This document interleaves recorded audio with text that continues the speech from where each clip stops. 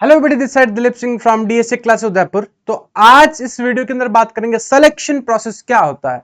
तो देखते हैं सिलेक्शन प्रोसेस के बारे में। सिलेक्शन प्रोसेस क्या होता है कि जिस कैंडिडेट को आपको सिलेक्ट करना है उसके लिए आप क्या करोगे, डिफरेंट डिफरेंट टाइप टाइप के उसको इवोल्यूट करोगे, उसका टेस्ट लोगे, उसको इंजीनियरिंग सिलेक्शन टेस्ट बोला जाता है। अब ये डिपेंड करता है company to company, organisation to organisation सब। तो selection can be defined as choosing the most promising and most suitable candidate to fill up the vacant job position in the organization। फिर मैंने आपको पहले भी बताया था कि सिलेक्शन को एक नेगेटिव प्रोसेस बोला गया है बिकॉज उसका एक ही रीजन है कि यहां पर नंबर ऑफ एप्लीकेंट ज्यादा आती है। उनमें से जो अच्छे बच्चे होते हैं या फिर जो अच्छे कैंडिडेट्स होते हैं, स्किलफुल कैंडिडेट्स होते हैं, उनका ही सिलेक्शन होता है।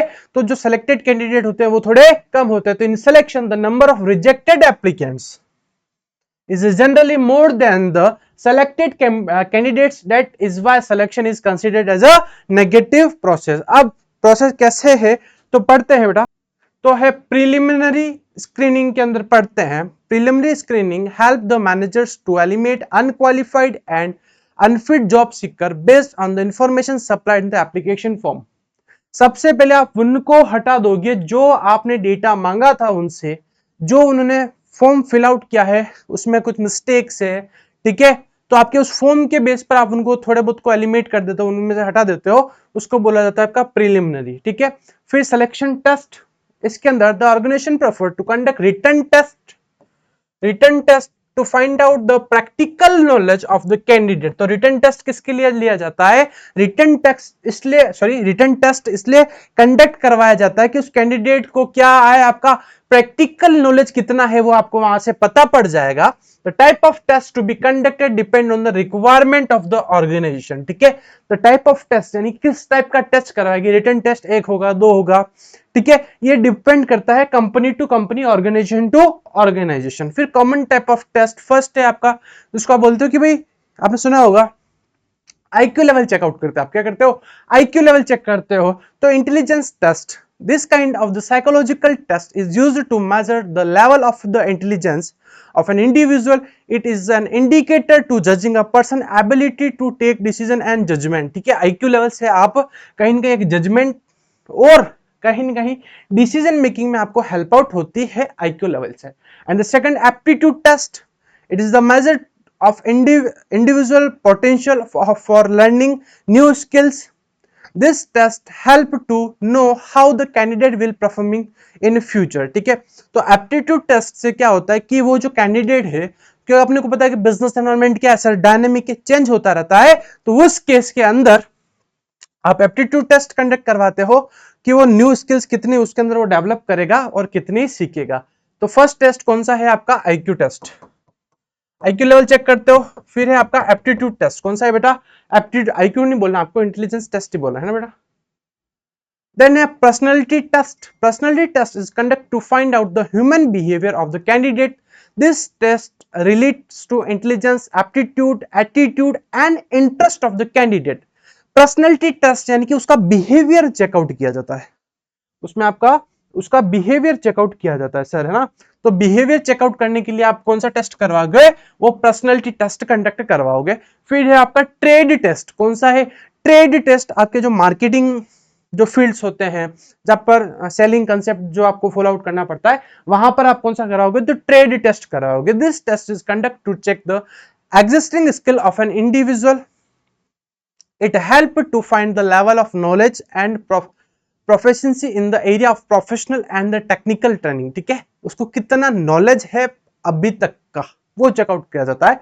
Interview test, this test is conduct to find out the type of job in which candidate has more interest as all the people have fascination for some jobs than others, ठीक है।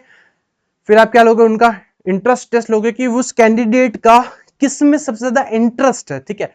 आज कोई भी individual है वो उसके मन से जो काम करेगा वो ज्यादा बेटर करेगा एज कंपेयर टू कुछ फोर्सफुली अपन उससे काम करवाएंगे या फिर फोर्सफुली अपन उसको अगर फील्ड में भेजेंगे तो। फिर है एम्प्लॉयमेंट इंटरव्यू, इंटरेस्ट टेस्ट, ठीक है। इंटरेस्ट टेस्ट देखते हैं अपन, ट्रेड टेस्ट का सॉरी इंटरेस्ट टेस्ट है ना बेटा।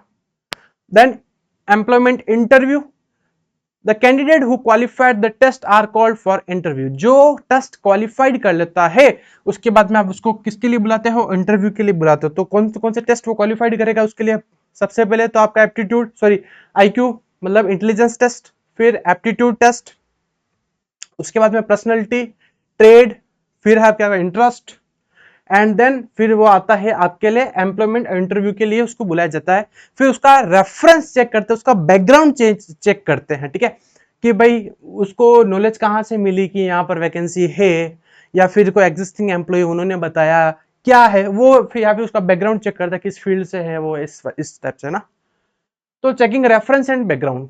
If the candidate qualify the interview, then the organization prefer to check with the reference about the personal character of the candidate. The organization can cross check the information given by the candidate with the reference. ठीक है, फिर organisation क्या करती है, उस information को cross check करती है। क्या करती है, क्रॉस चेक करती है जो डेटा उन्होंने दिया है और जो वो बोल रहे हैं क्या दोनों मैच खा रहे थे नहीं खा रहा है, इस टाइप से ना। फिर सिलेक्शन डिसीजन, फिर टीम बैठती है, पैनल बैठता है, वो डिसीजन देखता है।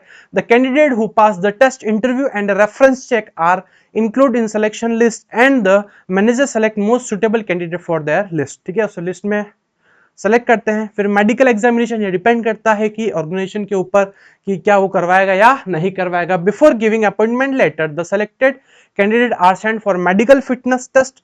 A proper physical exam will be ensure high standard of health and the physical fitness of employee, thereby reducing absenteeism. फिर है job offer, the applicants who clear है ना बेटा यहाँ पर एब्सेंटिज्म, अच्छा हाँ एब्सेंटिज्म है ना। फिर job offer, the applicant who clear the medical test are given job offer through letter of appointment in the letter the date of joining terms and condition of job are mention. ठीक है, आपका जो job offer आता है उसके अंदर क्या क्या चीजें मेंशन होती है, तो आपके टर्म्स एंड कंडीशन, ठीक है, जो आपकी जॉब है उसके रिलेटेड, और ज्वाइनिंग डेट्स क्या है वो उसके अंदर मेंशन आउट होती है। फिर कॉन्ट्रैक्ट ऑफ एम्प्लॉयमेंट, ठीक है, जॉब ऑफर आ गया आपके पास, उसके बाद में कॉन्ट्रैक्ट बनता है। ठीक है, after getting the job offer, the candidate has to give the acceptance. Both employer and employee has to sign a contract of employment which contain terms and condition, pay scale, leave rules, hours of work, mode of termination of employees etc. इसके अंदर everything रहती है जिसके अंदर employer और employ दोनों क्या करते हैं, कॉन्टेक्ट करते हैं। और यहां पर आपका पूरा सिलेक्शन टेस्ट क्या होता है, पूरी तरीके से खत्म होता है। एक बार वापस रिकैप कर लेते बेटा फटाफट से। सबसे पहले सिलेक्शन टेस्ट क्या होता है देख लिया, नेगेटिव प्रोसेस होता है। प्रीलिमिनरी स्क्रीनिंग के अंदर क्या देखा था कि जो आपका डेटा आता है, जो एप्लीकेंट्स आते हैं जो फॉर्म सही नहीं भरते उनको वहां से हटा देते हैं। फिर सिलेक्शन टेस्ट स्टार्ट होता है जिसके अंदर आप इंटेलिजेंस टेस्ट लेते हैं। फिर एप्टीट्यूड टेस्ट के बाद में personality test, trade test, interest test, employment interview, checking reference, background, selection decision, medical examination. ठीक है, मेडिकल अच्छा कोई पूछ ले कि मेडिकल एग्जामिनेशन क्यों लिया जाता है, बिकॉज हो सकता है कि उस एम्प्लॉय को कुछ डिजीज हो, कुछ बीमारी हो, तो उसकी वजह से वो बहुत ज्यादा एब्सेंट रहेगा, तो कहीं ना कहीं गोल अचीव में इश्यूज आएंगे। इस टाइप से आप लिख सकते हैं। देन आफ्टर जॉब ऑफर आएगा और कॉन्ट्रैक्ट हो जाएगा दोनों के बीच में, एम्प्लॉयर और एम्प्लॉय। तो आज के इस वीडियो के अंदर अपन ने पूरा जो सिलेक्शन टेस्ट कैसे होता है उसके बारे में बात की, और अब आगे अपन बात करेंगे नेक्स्ट जो पोर्शन बचा हुआ है इस चैप्टर का उसके बारे में। Thank you.